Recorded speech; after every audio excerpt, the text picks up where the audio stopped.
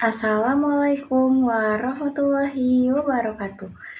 Yang terhormat Mbak Dr. Kinkin Yulianti, SPMSI, selaku dosen pengampu mata kuliah Statistika Komunikasi. Kami dari kelompok bab 9 kelas A angkatan 2025 akan menjelaskan materi tentang analisis deret waktu buku dari Der Gibson.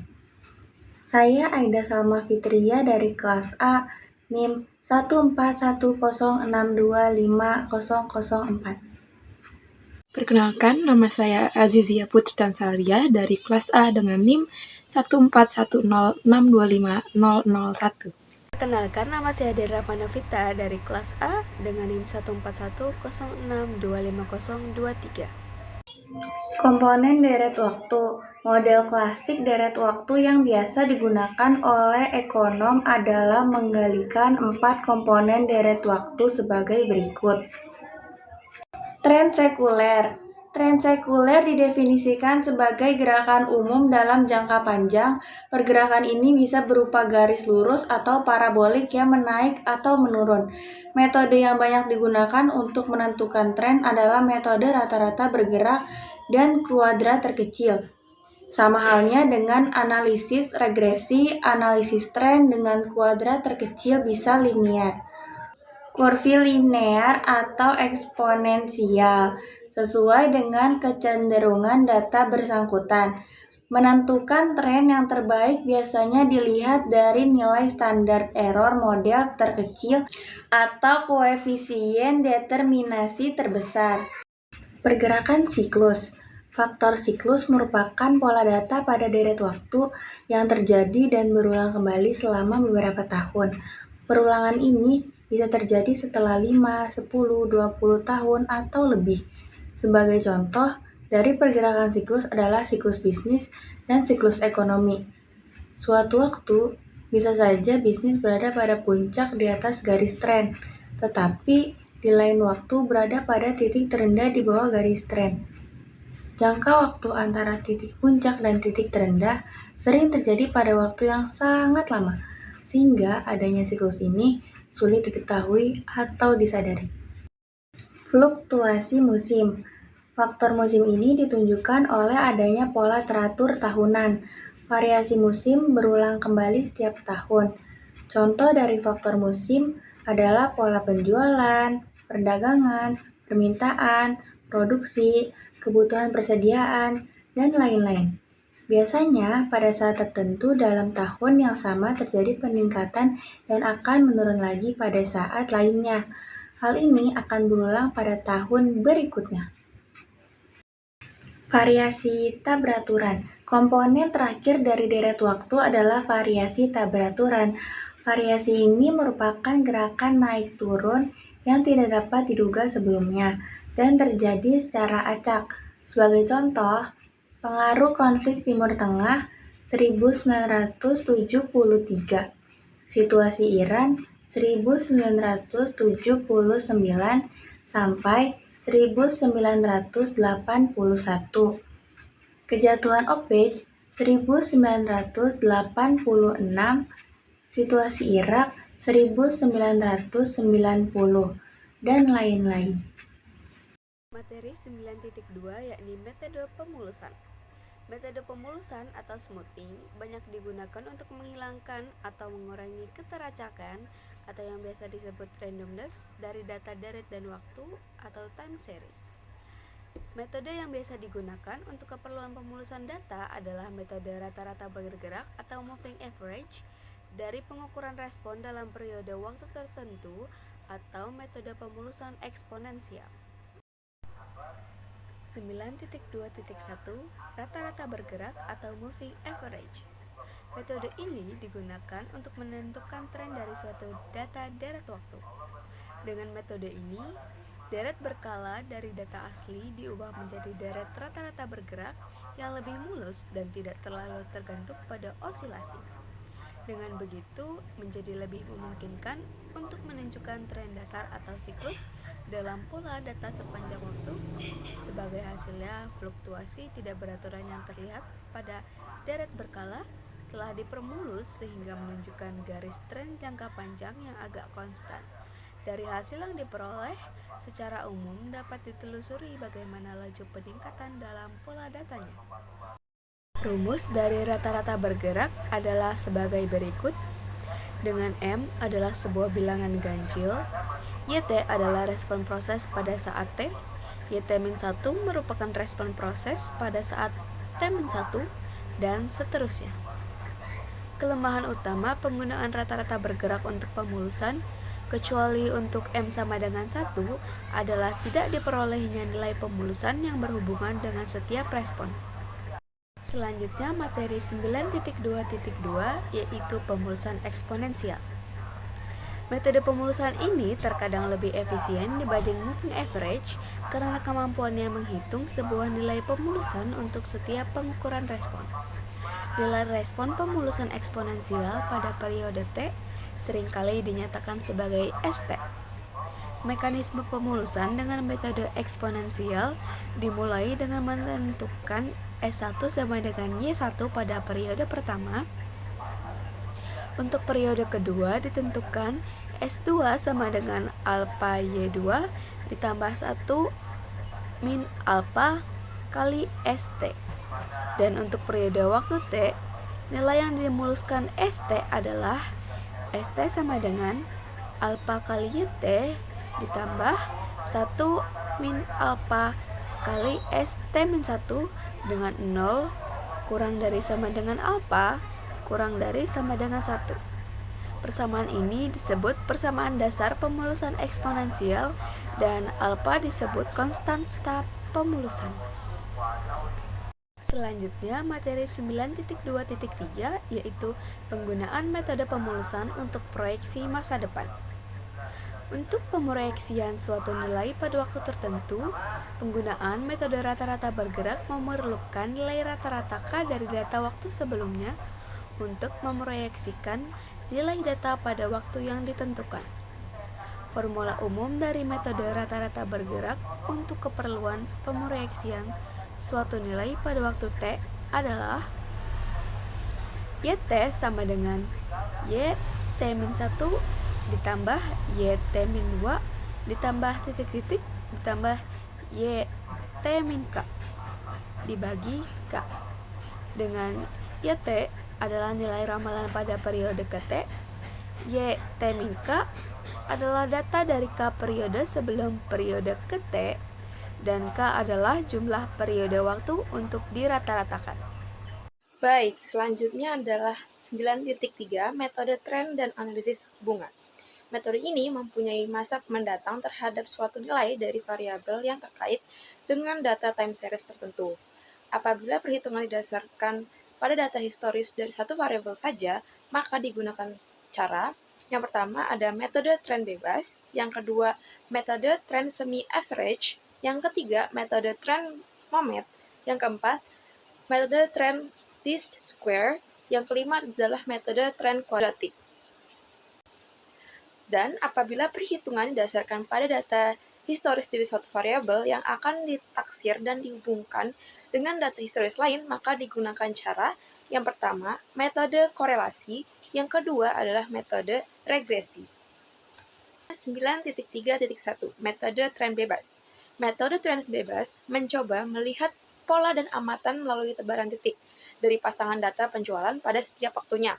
Contoh di sini ada data penjualannya. Kemudian di sebelahnya ada data gambaran menggunakan metode tren bebas. Metode tren semi-average. Metode semi-average dapat digunakan apabila data yang dihadapi berjumlah genap, sehingga dapat dibagi menjadi dua kelompok besar. Nah, di sini ada data penjualannya, dan di sebelahnya ada data gambaran menggunakan metode tren semi-average. Bisa terlihat di sini ada dua pengelompokan gitu. Oke, jadi yang selanjutnya adalah bagaimana sih mekanisme dari metode tren semi-average ini? Yang pertama adalah bagi dua amatan menjadi dua kelompok, seperti gambar sebelumnya. Yang kedua, dari tiap kelompok, cari nilai rata-ratanya. Nah, yang ketiga, beri skor terhadap waktu yang terkait dengan dua kelompok data penjualan. Yang keempat, atau yang terakhir, bentuk persamaan Y sama dengan A plus BX, di mana A sama dengan rata-rata kelompok 1, dan B adalah selisih antara X2 dengan X1 dibagi dengan data yang ada dalam satu kelompok. Selanjutnya ada 9.3.3, metode trend moment. Metode trend moment merupakan analisis yang dapat digunakan untuk keperluan peramalan dengan membentuk persamaan A plus BX, sebagaimana telah diulas pada metode trend semi-average. Kemudian, dalam penerapannya, metode ini tidak mensyaratkan jumlah data harus genap. Perbedaan dengan metode trend semi-average terletak pada pemberian skor nilai X-nya. Dalam hal ini, pemberian skor X dimulai dari 0, 1, 2, dan seterusnya. Oke. Selanjutnya, di sini ada contoh tabel datanya, dan dalam mencari koefisien A dan B digunakan persamaan sigma Y sama dengan A plus B sigma X, dan sigma XY sama dengan sigma X plus B sigma X kuadrat. Selanjutnya, 9.3.4, metode least square atau metode jumlah kuadrat terkecil. Model yang digunakan bisa berbentuk linear atau kurvilinear. Bila modelnya berupa kurvilinear, seperti telah dijelaskan sebelumnya pada regresi linear terdahulu, perlu diterapkan transformasi. Model tren darat waktu ditentukan sebagai berikut. Metode tren linear darat waktu ditentukan sebagai berikut. Y sama dengan A plus BC, di mana Y sama dengan nilai ramalan pada periode waktu ke T. Metode dekomposisi didasarkan pada suatu asumsi, yaitu data deret waktu yang merupakan gabungan dari suatu komponen, pola, dan error. Model ini dapat dinyatakan dalam bentuk suatu penambahan, bentuk mutlak, atau perkalian, bentuk relatif. Tujuan analisis dekomposisi ini adalah mengekstrak komponen deret waktu menjadi sub-subpola, bukan pola dasar, dengan memisahkan pola-pola tertentu. Diharapkan peramalan menjadi lebih baik. Selanjutnya adalah soal-soal latihan bab 9. Tabel di samping ini adalah jumlah baju hangat yang diekspor oleh PT DGS ke Eropa selama tahun bersangkutan. Dengan mengasumsikan C1 sama dengan 100, buatlah peramalan ekspor tahun berikutnya dengan metode A pemulusan, B kuadrat kecil, C dekomposisi, dan D buatlah perbandingan hasil yang diperoleh dari ketiga metode tersebut, mana yang menurut Anda lebih realistis. Jawaban soal latihan bab 9 A. Pemulusan. Kita menggunakan rumus YT sama dengan YT-1 plus YT-2 plus titik-titik plus YT-K dibagi K dengan YT sama dengan nilai ramalan pada periode ke T. YT-K adalah data dari K periode sebelum periode ke T, dan K adalah jumlah periode waktu untuk dirata-ratakan. Langkah pertama untuk tahun 1999 kuartal pertama digunakan data kuartal 1, 2, 3, 4 pada tahun 1998. Perhitungannya adalah 65 plus 85 plus 55 plus 82 dibagi 4 sama dengan 287 per 4 sama dengan 71,75. Lalu, untuk tahun 1999 kuartal kedua digunakan data kuartal 2, 3, dan 4 tahun 1998 dan menggunakan juga hasil proyeksi kuartal 1 tahun 1999 dengan perhitungan 85 ditambah 55 tambah 82 ditambah 71,75 per 4. Hasilnya adalah 293,75 per 4 sama dengan 73,438. Lalu untuk tahun 1999 kuartal ketiga menggunakan data kuartal 3 dan 4 pada tahun 1998 dan hasil proyeksi kuartal 1 dan 2 tahun 1999 dengan perhitungan 55 ditambah 82 ditambah 71,75 ditambah 73,438 per 4 sama dengan 282,188 dibagi 4 sama dengan hasilnya adalah 70,547. Lalu untuk tahun 1999 kuartal keempat digunakan data kuartal keempat tahun 1998 dan juga menggunakan hasil proyeksi kuartal 1, 2, dan 3 tahun 1999 dengan perhitungan 82 ditambah 71,75 ditambah 73,438 ditambah 70,547 dibagi 4. Hasilnya adalah 74,433. Maka hasil proyeksi tersebut diterapkan pada tabel berikut. Tahun 1999 kuartal 1 ramalannya adalah 71,75. Di tahun 1999 kuartal kedua dengan ramalan 73,438. Tahun 1999 kuartal ketiga dengan ramalan 70,547 dan tahun 1999 di kuartal keempat dengan ramalan 73,433. Selanjutnya, ramalan ekspor tahun dengan metode kuadrat kecil, yang B. Pertama-tama, kita membuat tabel di mana kolom pertama itu berisi tahun 1994 sampai 1998. Kemudian itu ada kuartal, di mana ada kuartal 1, 2, 3, dan 4. Kemudian ada total Y, X, X kuadrat, dan XY. Nah, baik, untuk mencarinya kita perlu menggunakan persamaan Y sama dengan A plus BX, di mana A adalah sigma Y per N, dan B adalah sigma XY per sigma X kuadrat.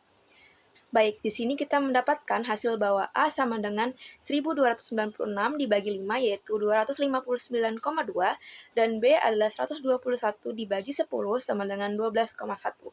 Maka kita kembali ke persamaan awal, yaitu Y sama dengan A plus BX, kita masukkan angkanya, maka mendapatkan hasil 295,5 dibagi 4 sama dengan 73,875 per kuartal. Sebelum mencari peramalan penjualan tahun 1999, kita harus mencari rata-ratanya terlebih dahulu. Maka kita tambahkan 61,2 ditambah 71,8 ditambah 48,4 ditambah 71,8 dibagi 4. Maka hasilnya sama dengan 259 dibagi 4, mempunyai hasil 64,8. Baik, maka peramalan penjualan tahun 1999 yang kuartal pertama adalah sama dengan Y1 dibagi rata-rata Y, yaitu 61,2 per 64,8, memiliki hasil 0,944, lalu dikalikan dengan 73,875. Dan memiliki hasil 69,770. Kemudian, kuartal 2, yaitu Y2 dibagi rata-rata Y dengan 77,8 dibagi 69,8, memiliki hasil 1,200, dikalikan dengan 73,875, sama dengan 88,695. Kemudian, kuartal ketiga, yaitu Y3 dibagi rata-rata Y, sama dengan 48,4 dibagi 69,8, memiliki hasil 0,746. Kemudian dikalikan lagi dengan 73,875, memiliki hasil 55,178. Kuartal keempat, yaitu Y4 dibagi rata-rata Y, dengan 71,8 dibagi 64,8, memiliki hasil 1,108, kemudian dikalikan kembali dengan 73,875 dan memiliki hasil 81,855. Baik, selanjutnya kita akan menghitung dekomposisi. Jadi yang pertama itu kita harus menghitung simple average-nya. Nah, gimana sih cara kita menghitungnya? Cara menghitungnya yaitu dengan cara merata-ratakan data yang ada kemudian dibagi dengan jumlah data tersebut yang jumlahnya sebagai berikut. Kemudian setelah ketemu jumlah dari simple average, kita akan lanjut mencari nilai tengahnya atau yang disebut dengan center yang jumlahnya sebagai berikut. Nah, setelah dua data tadi berhasil dicari, selanjutnya kita akan mencari indeks musiman. Mencari indeks musimannya yaitu dengan cara data awal dikurang dengan hasil dari nilai tengah yang telah dihitung tadi, dan yang telah dihitung per kuartal dan jumlahnya sebagai berikut. Nah, kemudian kita langsung bisa nih menemukan adjusted seasonal. Yang pertama itu dari kuartalnya itu 20 yang ditambah dengan 179,375 dibagi kuartal itu tersendiri yang hasilnya itu 9.969. Nah, jadi kalau dirata-ratakan hasilnya menjadi 41,5375 dibagi 4. Hasilnya 10.384. Jawaban latihan soal-soal bab 9 yang D, perbandingan hasil dari ketiga metode untuk ekspor tahun 1999, Tusan menghasilkan ramalan yang stabil tetapi kurang menangkap pola musiman, sedangkan metode kuadrat terkecil hanya fokus pada tren jangka panjang tanpa memperhatikan pola musiman.